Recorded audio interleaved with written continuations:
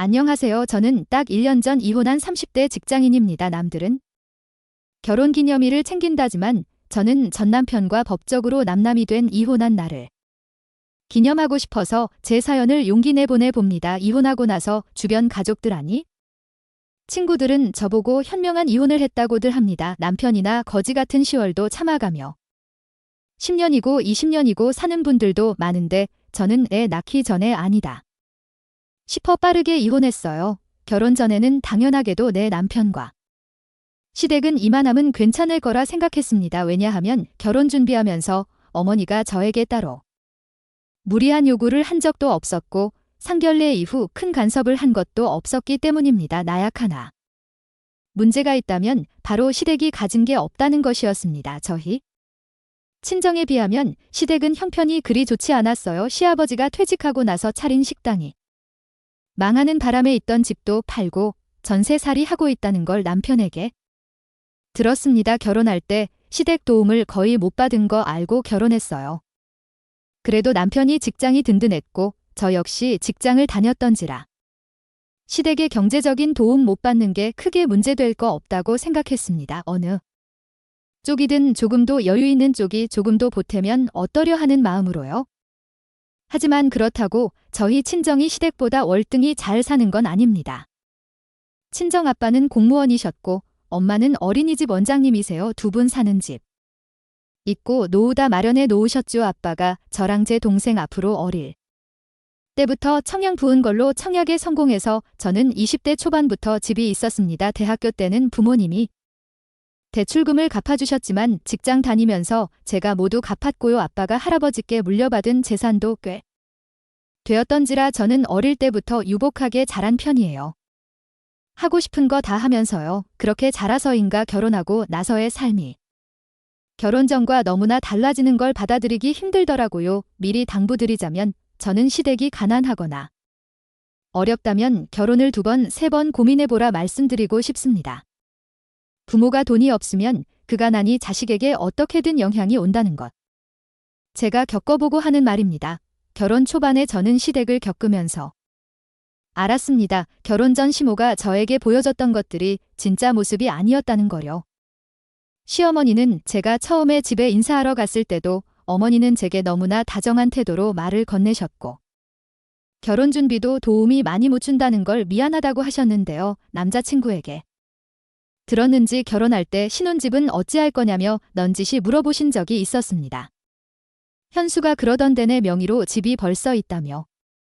얘기 들었겠지만 우리가 너희 집 해줄 정도로 지금 여유가 있는 형편이 안 되네.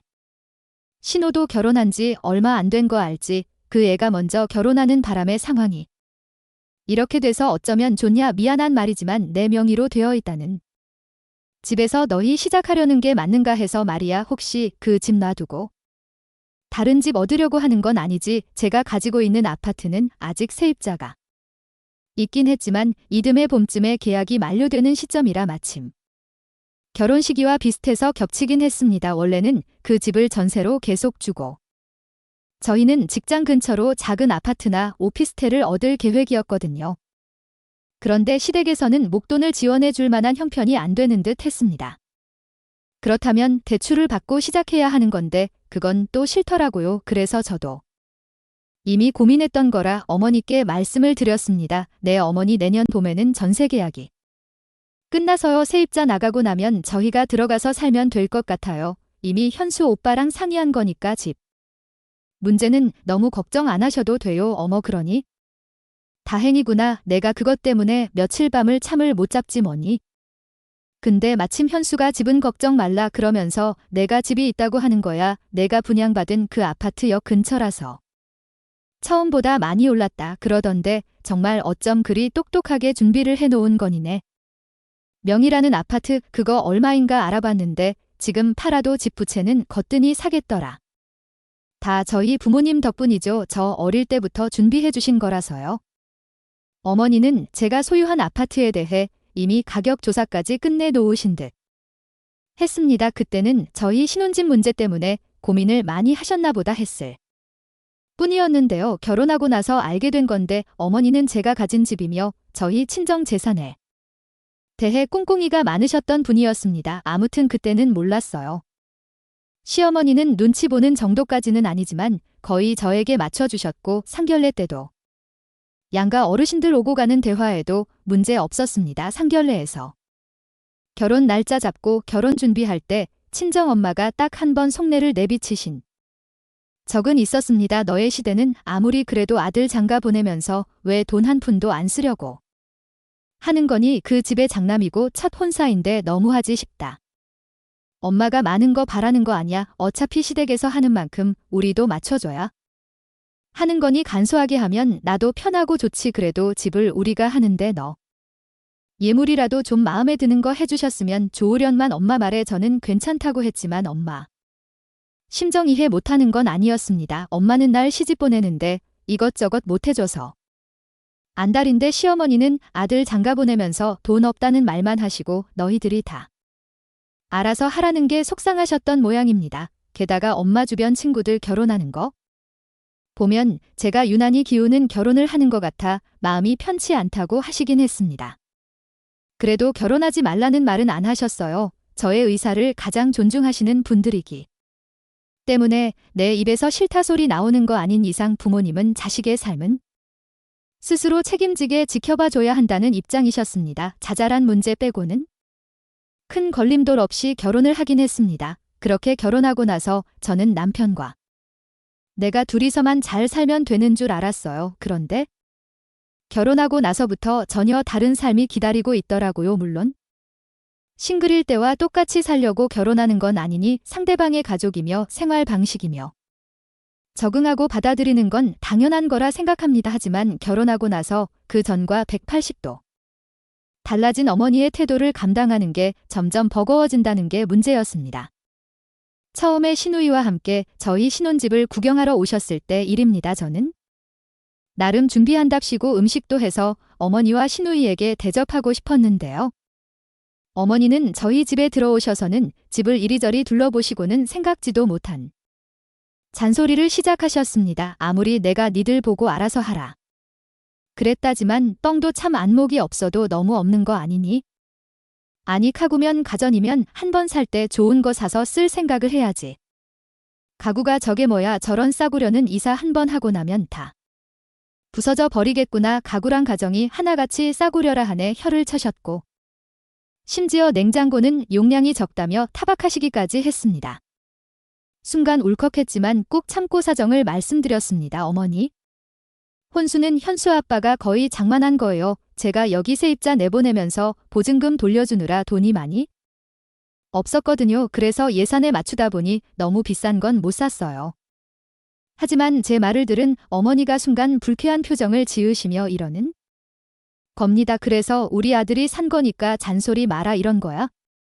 우리가 해준 게 없으니 가만히 있어라 이런 뜻으로 말하는 거네 하며 갑자기 화를 내시길래 깜짝 놀란 저는 다급히 어머니에게 그런 뜻이 아니라고 죄송하다 사과드렸습니다. 그 전까지는 저에게 싫은 소리를 거의 하신 적이 없었기에 저한테는 어머니의 잔소리에 적잖이 마음이 상했습니다. 그래 보태준 거 없으니 나는 더 이상은 말 하나마 머니들이 살 집인데 내가 더 말해서 뭐 하겠니? 그런데 같이 온 시누이와 어머니가 제가 식사 준비를 하는 동안 황당한 대화를 하는 걸 제가 듣고 말았습니다. 엄마의 집이 역세권을 초품 아래 분양을 3억 되어 있는데 지금 9억이 넘더라. 세연이 집은 층수도 높아서 더 비싸게 받을 수 있겠는데 처음 분양받을 때보다 3배가 넘게 오른 거네. 세상에 너희도 한 살이라도 젊을 때 이렇게 분양이라도 받아놓을 걸 그랬다. 그렇지 아우 엄마 요즘은 돈 없으면 집도 못 사. 그냥 전산에 월세 살다가 돈 모아 집 사려고 해도 집값이 너무 올라버리니까 더는 못 사는 거지. 암튼 세연이는 정말 똑똑하게 잘해놓은 거네. 오빠가 복 받은 거지 뭐야. 나는 언제 되진 마련하나 몰라. 지긋지긋한 월세살이 벗어날 수는 없을까? 얘는 그걸 말이라고 해. 너도 얼른 집 살 수 있어. 걱정 마. 엄마가 다 생각이 있으니까.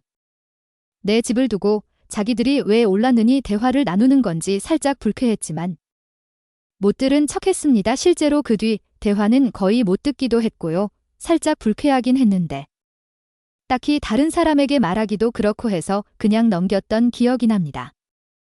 그런데 시댁과 저희 집이 30분 거리로 그리 가까운 편이 아니었는데 어머니가 신혼집에 오가는 일이 자주 있었습니다.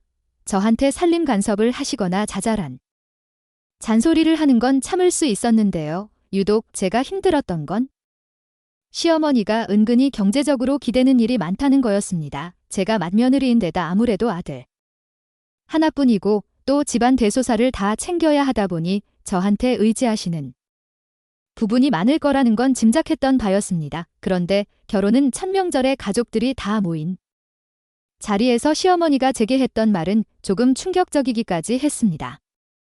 이제 너는 우리 가족이 된 거니까 가족들 간에 어려운 일 있으면 서로 돕고 잘 지냈으면 한다. 결혼 전에 현수가 말했는지 모르겠다만 생활비를 받아 쓴 게 있어. 그래서 너희도 이달부터는 부모한테 효도한다 생각하고 매달 50만 원씩 보내주렴. 대뜸 매달 용돈을 달라고 하시는데 당황스러웠지만 일단 알겠다고 말씀드렸습니다. 남편은 당연한 듯 생각했는지 심지어 제가 그래도 100만 원씩 드렸는데 이거 가지고 생활이 되겠어요? 이라는 겁니다. 어머니는 아직 아버지가 돈벌이를 하고 있으니까 상관없다며 그 정도로 양심 없는 시어머니 아니라면서 허탕하게 웃으셨지만 모자간의 그 대화 듣는 내 속은 열불이 터질 지경이었습니다. 아무리 맞벌이를 한다지만 우리가 원래 1,000만 원을 버는 것도 아니고요. 저희 친정에서는 제가 용돈을 드린다고 해도 싫다고마다 하시는 분들이거든요. 그런데 매달 월급 받듯이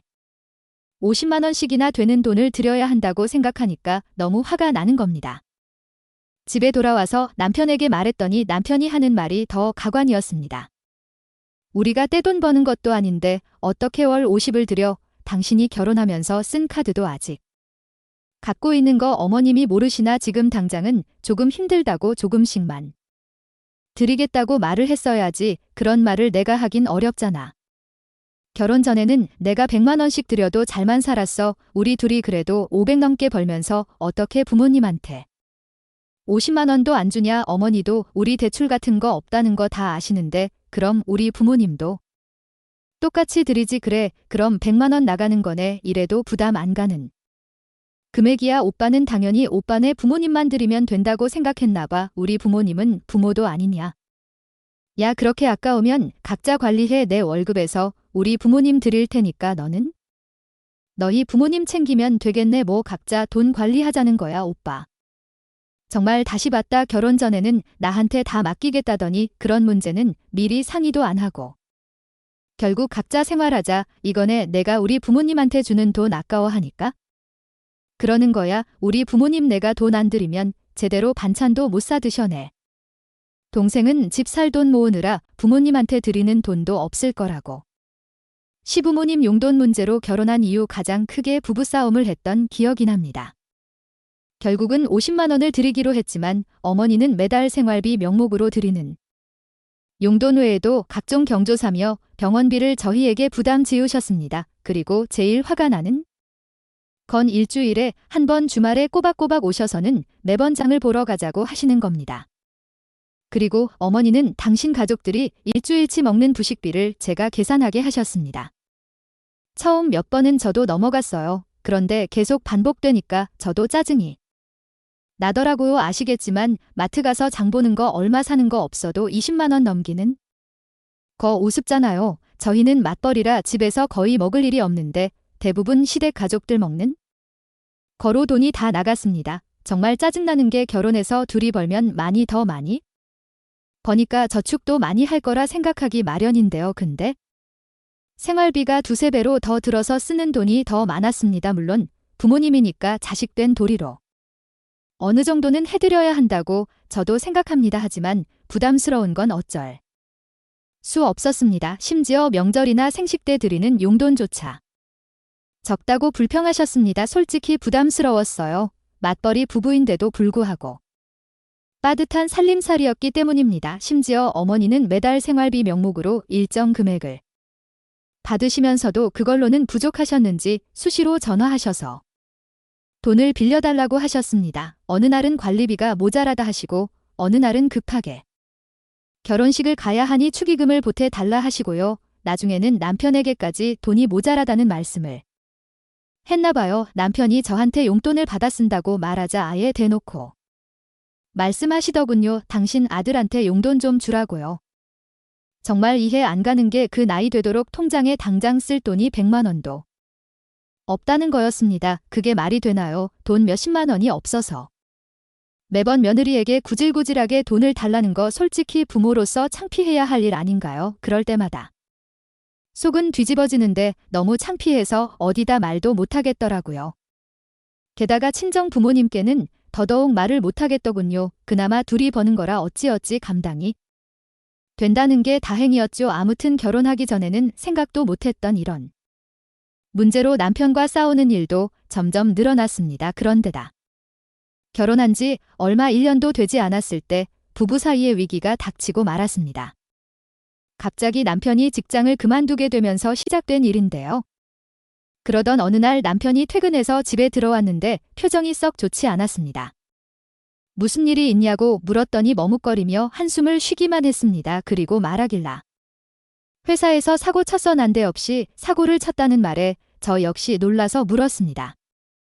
도대체 무슨 사고를 쳤길래 그러는 건데 뭐 징계받을 정도로 큰일인 거야. 그 정도로 큰일이니까 그러지. 회사에 금전적으로 손을 끼치면 사장이 좋아하겠어. 나 지금 살얼음판을 걷는 기분이야. 어떻게 수습해야 할지도 모르겠다. 사람이 하는 일인데 실수할 수도 있는 거지.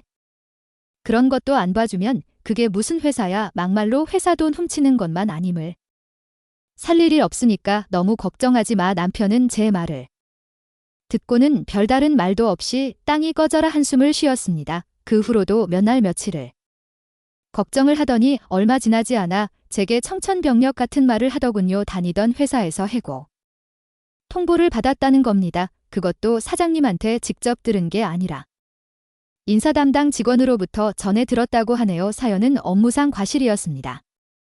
그제야 자초지정을 들어보니 기가 막혔습니다. 남편은 회계부서였는데 회사 돈을 가지고 몇 번 장난을 친 모양이더라고요. 처음 몇 번은 자기가 메꿔 놓았다가 나중에 거래처야 줘야 할 돈이 비는 걸 이상하게 생각한 다른 직원이 감사부서에 남편을 신고했다는 겁니다. 이미 일은 벌어졌고 회사에서는 남편에게 구상권 청구까지 했다는 걸 뒤늦게 알았습니다. 저한테는 창피해서 말을 안 했던 거죠. 설마 하니 겁대가리 없이 회사 돈 가지고 장난을 친 줄은 몰랐습니다. 고작해야 업무 실적을 못 채웠다거나 이런 사소한 실수. 그나마 다행인 건 그 와중에 회사로부터 해고당하고 형사고소는 면했다는 거였습니다. 하지만 저는 남편이 실직했다는 사실이 하늘이 무너지는 기분이었습니다. 게다가 그런 짓을 한 남편에게 인간적으로도 너무나 실망스러웠습니다. 남편의 실직 후 한동안 집안 분위기는 살얼음판 같았습니다. 서로 눈치 보느라 대화조차 제대로 나누지는 못했어요. 저는 저대로 남편이 너무 꼴보기 싫었습니다. 하지만 그렇다고 넋놓고 있을 수만은 없었죠. 일단 모아둔 돈이라도 있어서 다행이었지만 앞으로 어떻게 살아야 할지 막막했습니다. 그런데 가뜩이나 화나는 거 참고 있는 제게 남편이 이러더라고요. 내가 조만간 재첩 준비할 테니까 너무 걱정하지 마. 그리고 부탁 하나만 하자. 우리 부모님한테는 나 재취업할 때까지 비밀을 해주라. 부모님 아시면 걱정하실 텐데 말해봤자 좋을 거 없어. 장인 장모한테도 당분간은 비밀로 해줘. 그 말 듣는데 솔직히 기막혔습니다. 우리 부모님한테까지 말하지 말라는 건 본인이 쪽팔려서 말하지 말라는 거지 부모 걱정해서 말하지 말라는 거겠습니까? 이런 큰일을 왜 가족들은 쉬쉬해야 하는 거야. 당신 잘못을 감추고 싶은 모양인데 웃기지 마. 나는 부모님한테 바로 말할 생각이었어. 당장 다음 달부터 내가 버는 돈으로만 먹고 살아야 하는데 지금 나가는 돈 생각해봐. 내 월급으로 도저히 감당 못해. 그리고 부모님도 당연히 아셔야지. 당신이 잘못해서 그렇게 된 거잖아. 내가 왜 거짓말을 해야 해. 당신 이게 얼마나 큰일인 줄 아직 파악을 못하나 본데 이런 일은 이혼까지 생각할 일이라는 거 몰라. 우리가 뭐 망하기라도 했어. 남편이 직장에서 잘났다고 이혼하겠다는 마누라가 세상에 어딨냐. 어쨌든 우리 부모님한테는 내가 말할 테니까 그 전까지 당신은 모른 척해. 우리 부모님한테는 내가 말할 거야. 당신 부모님은 알아서 해. 그리고 어머니 용돈은 내 돈으로는 못 주겠으니까 그렇게 알아. 딱 몇 달만 당신이 좀 두려워. 내가 어떻게든 죄체가 빨리 할 테니까 그거 하나만 부탁 좀 하자.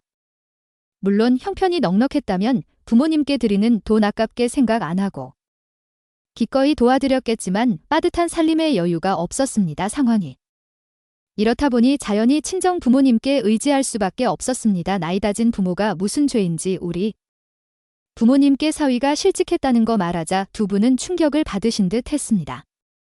지혜야 그래도 어쩌겠냐. 아직 젊은데 설마 너 군객이라도 하겠어. 다른데 취직할 때까지는 힘들어도 내가 조금 이해해주고 참아야지. 내가 힘들어서 어쩐다니. 엄마가 돈 좀 보내줄까?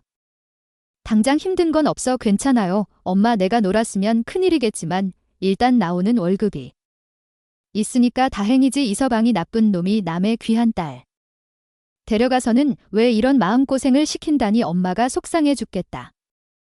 혹시 엄마도 필요하면 말해. 알았지? 차마 부모님께 돈 얘기는 할 수 없었는데도 어찌 내 사정을 그리 잘하시는 건지 제 통장으로 1,000만 원을 붙여주시기까지 했습니다. 당분간 급한 대로 쓸 곳 있으면 써라. 더 필요하면 말해. 내가 엄마한테 돈 달라는 말 못하는 거 엄마도 안다. 힘든 일도 시간 지나면 다 해결되는 거야.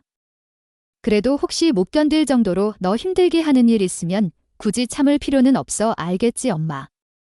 말 들으니 눈물이 다 나더라고요. 다행히 엄마 아빠께서는 딸 자식 고생한다며 반찬이며 먹을 거리며 이것저것 아낌없이 지원해 주셨습니다. 감사한 마음이야. 이러면 말할 수 없지만 죄송스런 마음이 드는 건 어쩔 수 없었습니다. 게다가 그 와중에도 자기 아들이 백수가 된 줄도 모르고 눈치 없는 행동을 하는 시모와 시누이 때문에 제 속은 말이 아니었습니다. 남편은 실직 후 3달이 넘도록 아르바이트는커녕 PC방에 틀어박혀 게임만 하며 시간을 보내고 있더라고요. 남편이 미우면 시댁 식구들도 다 보기 싫은 법이라는데 정말 그렇더라고요. 밥 먹으러 오라는 것도 싫었고 반찬 갖다 주러 저희 집에 온다는 것도 너무 싫었습니다. 그러다 한 번은 어쩔 수 없이 시댁 식구들과 저녁을 먹고 있는데 집에 가려는 저를 시어머니가 붙잡으시더라고요. 예, 내가 할 말이 있어서 오늘 너희 오라고 했어. 잠깐 얘기 좀 하자꾸나. 저는 혹시 어머니가 우리 부부 사이에 안 좋은 걸 눈치채셨나 했습니다. 여참은 오늘 남편 일을 말씀드려야겠다. 마음을 먹었죠. 그런데 어머니가 제게 하시는 말은 제가 전혀 예상도 못했던 내용이었습니다. 그 말 듣고 열받은 저는 그날 시댁을 완전히 뒤집어 엎어버렸죠. 너 우리 현주 월세살이 하는 거 알지? 근데 이사 갈 때가 돼서 천사를 알아보는데 전세값도 턱없이 모자라서 마음고생이 많더라. 요즘 집값은 계속 오르고 이대로 있다가는 영영 집을 못 살 것 같아서 내가 생각을 많이 해봤어. 고민 많이 하고 하는 말이니까 내 말 거역하지 말고 따라줬으면 하는구나. 뜬금없는 시누이 월세살이 얘기는 왜 하나 싶었습니다. 어리둥절한 얼굴로 앉아있는데 어머니가 하시는 말씀이 너네 아파트 말이다. 그걸 좀 팔았으면 해. 그 아파트만이 올랐잖아. 아파트 값이라는 게 천년만년 계속 오르는 게 아니야. 엄마 생각에는 지금 이 가격이 아무래도 꼭지 같구나. 지금 파는 게 현명한 거야. 너 대출도 없다며. 그거 팔면 다 돈으로 남는 거잖아. 내 명의로 된 집을 팔으라는 말에 황당했던 저는 되물었습니다. 멀쩡한 아파트를 왜 팔아요? 어머니 그거 저희 부모님이 해주신 거고 저는 앞으로 10년간은 팔 생각 없어요. 정색하며 말하자 어머니 얼굴이 아까와는 달리 차갑게 굳는 겁니다. 내가 괜히 하는 말 아니야. 싫은데 시누이 말이야. 언제까지 월세살이 하는 거 봐야 할지? 내가 마음이 힘들어서 그런다네. 아파트 팔아서 너희는 아파트 작은 거 하나 대출 껴서 사고내 시누이 집 사는데 돈을 좀 보태전에 제 아파트 팔아서 아가씨 집 사는 거에 보태라는 말씀이세요? 어머니 그 집 제 거예요. 제가 왜 그 집 팔아서 다른 집으로 이사를 가야 해요? 저는 싫어요. 할 생각 없어요. 그것 때문에 얘기하자고 하신 거면 저는 더 할 말 없어요. 정말 황당하게도 제 집을 팔아서 시누이 집 사는 거에 보태 달라는 말을 하는 겁니다. 시대 근처에 사는 시누이가 이사를 가야 하는데 전세금이 부족하다는 말을 하며 이참에 집을 사는 게 좋겠다는 겁니다. 게다가 시누이 대출금 일부도 갚아달라는 어처구니 없는 요구까지 하셨습니다. 아, 누가 그냥 내 돈을 마구잡이로 탈라니. 일단 보태주면 살면서 지들이 갚는다잖아. 너는 3배나 오르는 아파트 파는 건데 손해보는 장사도 아니면서 가족 도와주는 일이 보글이 청색을 하고 있냐. 나중에 돌려받을 수 있으니 손해보는 장사는 아닐 거다. 너는 시누이가 저렇게 월세 사는 게 불쌍하지도 않니?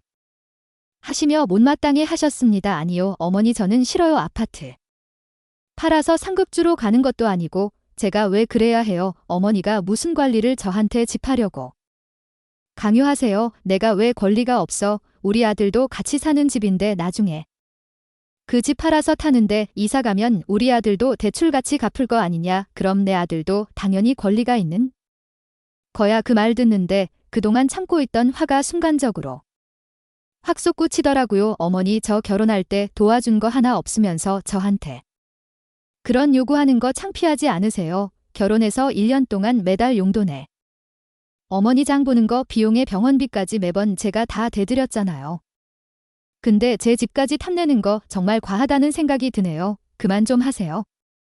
참다 못해 맺혀있던 말을 했는데 어머니가 제 말을 듣더니 자존심이 상했던 모양입니다. 갑자기 벌떡 일어나기까지 하시며 이러는 겁니다. 아무튼 나는 분명히 말했다. 너 집 팔아서 온 가족이 행복해지는 길인데 그렇게 고집 부리지 마. 정실탑은 내 아들하고 살 이유가 있니? 우리 집 사장 나 몰라라는 며느리 나도 필요 없어. 그럴 거면 차라리 내 아들하고 이혼해라. 어머니는 아마 자기 뜻을 이룰 마지막 카드로 이혼이라는 말을 꺼내신 듯 했지만 저는 어머니 입에서 나온 이혼이란 단어를 듣자마자 옳다구나 싶었습니다. 네, 이혼이요. 그때 거하고 말죠. 저도 마침 이놈의 집구석에 아주 질려버렸거든요. 어머니 말대로 이혼할게요. 저도 더 이상은 못 참겠네요. 뭐. 너 지금 뭐라고 했니? 이혼하라면서요. 어머니 말대로이.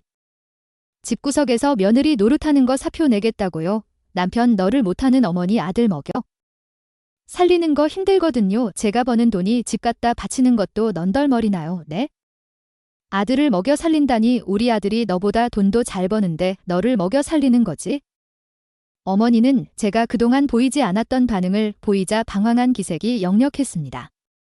큰 소리가 나는 게 이상했는지 그때 마침 제 남편이 어머니 방으로 들어오더라고요. 그래서 남편에게 말했습니다. 마침 잘 들어왔네.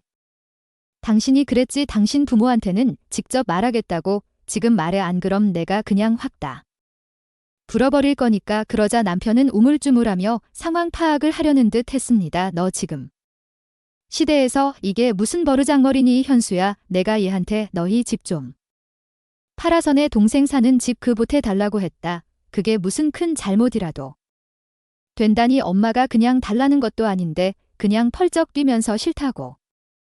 아는구나. 내 집사람 좀 데려가서 말 좀 잘해봐.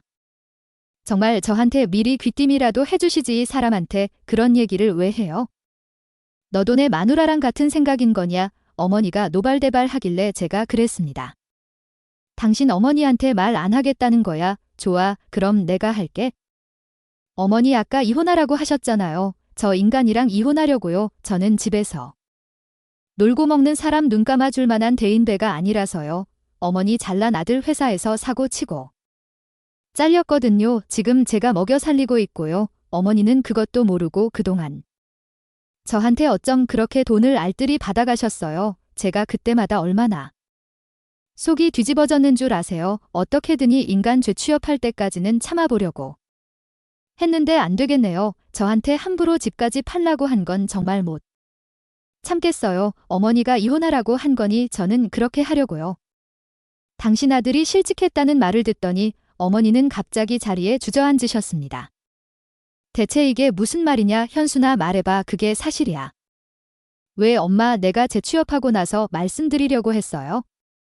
죄송해요. 사정이 좀 있었어요. 그 좋은 직장을 외관도 너 아주 배가 불렀구나. 어머니는 심지어 아들이 제 발로 직장을 관둔 걸로 오해하시길래 제가 확실히 알려드렸습니다. 이 사람이 제 발로 사표 내고 나왔으면 퇴직금이라도 받았겠죠. 이 사람 회사 돈 가지고 장난치다가 잘렸어요. 그나마 사장님이 좋은 분이라 돈 반납만 받고 고소 면한 거라고요.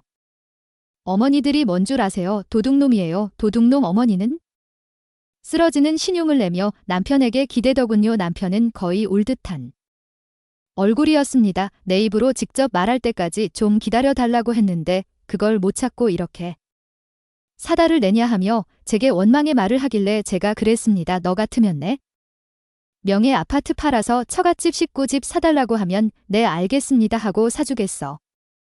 정말 당신은 식구 질린다. 어머니가 집 안 팔 거면 당신이랑 이혼하래. 너 당신이랑 이혼할 거야? 아예 여기 온 김에 오늘부터 당신은 여기 있어라. 내 집에 들어올 생각하지? 마 비번 바꿔버릴 거니까 제가 사납게 쏘아붙이자 그제야.